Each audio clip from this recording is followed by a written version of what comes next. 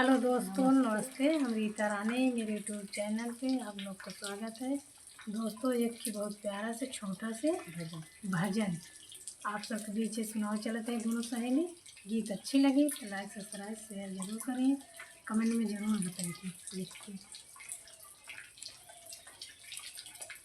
आजू हीरा मनिया परन तोरी छूटी गई। आजू हीरा मनिया परन तोरी छूटी गई। आजू हीरा मनिया परन तोरी छूटी गई। आजू हीरा मनिया परन तोरी छूटी गई। 9-10 महीना हम गर्भ में रहिले। 9-10 महीना हम गर्भ में रहिले। कबहू ना किए पंथ पनिया परन तोरी छूटी गई। आजू हीरा मनिया परन तोरी छूटी गई। आजू हीरा मनिया परन तोरी छूटी गई। 9-10 महीना हम गर्भ में रहिले। 9-10 महीना हम गर्भ में रहिले। कबहू ना किए पंथ पनिया परन तोरी छूटी गई। आजू हीरा मनिया परन तोरी छूटी गई। आजू हीरा मनिया परन तोरी छूटी गई। लड़का रहे लड़का संग खेले। लड़का रहे लड़का संग खेले। कबहू ना की है नादनिया परन तोरी छूटी गई। आजू हीरा मनिया परन तोरी छूटी गई। आजू हीरा मनिया परन तोरी छूटी गई। लड़का रहे लड़का संग खेले। लड़का रहे लड़का संग खेले।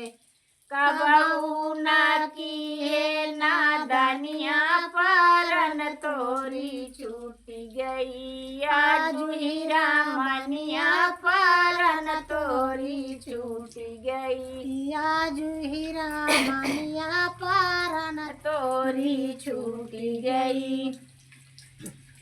गौना कराई आया दुल्हनिया।